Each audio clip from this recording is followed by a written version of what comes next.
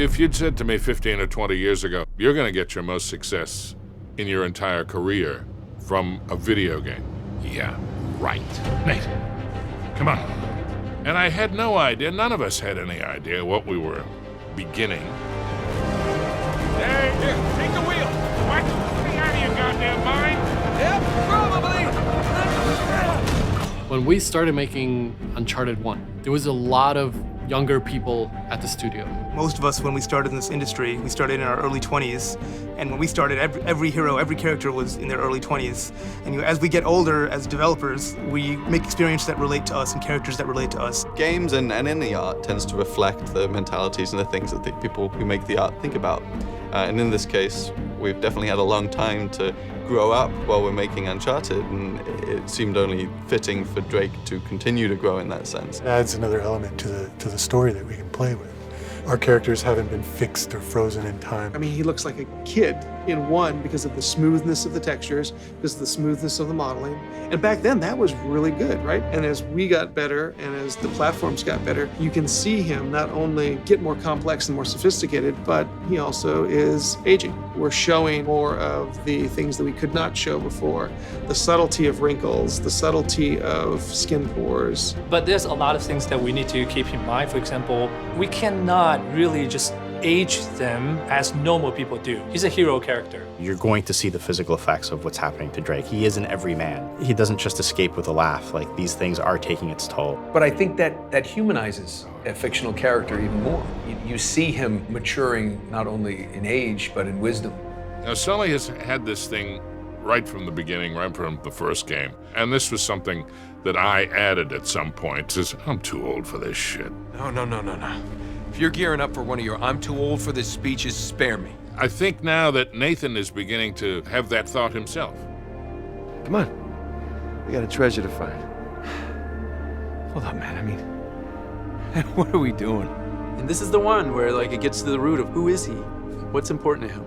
And that is really why we wanted to tell this story, is we wanted to get to the heart of what drives Nathan Drake.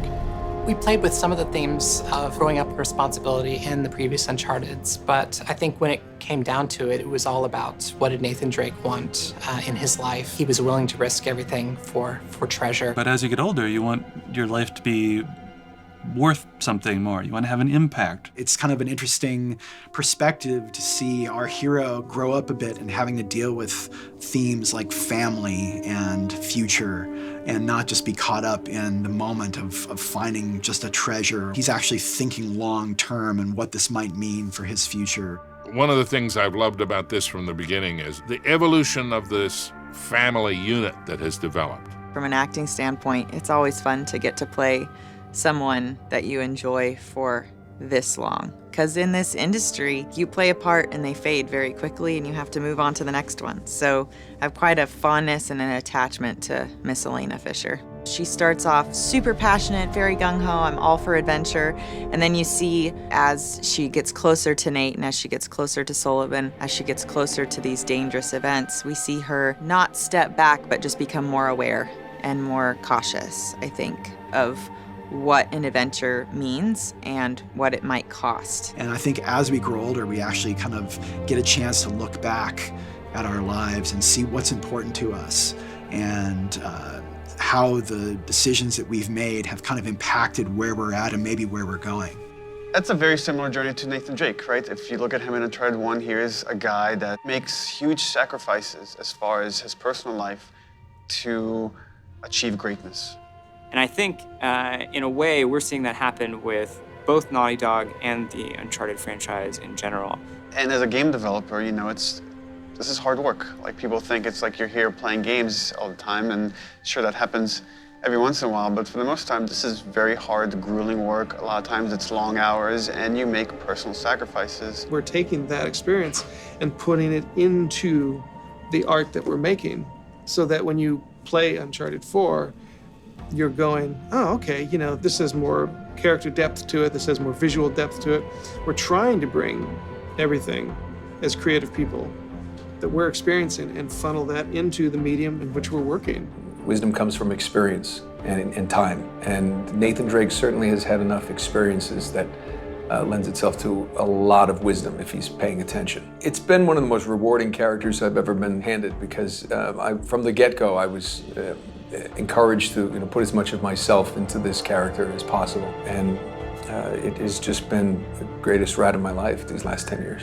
You're with this character for years, and you're within this world for years, and you go home on the weekends and you're eating dinner with your family and you're thinking about those characters in that world, and it's such a part of you that to walk away is very hard, as I'm sure it will be at the end of this game. For me as a designer, for Naughty Dog as a studio, I think that feeling kind of permeates through everything we're doing as a developer, and maybe to a fault. That's like, this is the last one you're gonna do. This is the last one you're gonna get to make.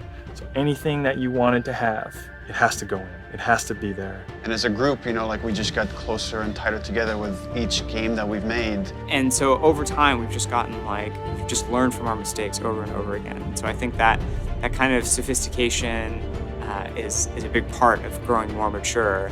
And I think players are going to see that in Uncharted 4. So all we can really do as a team is make something that's really personal to us.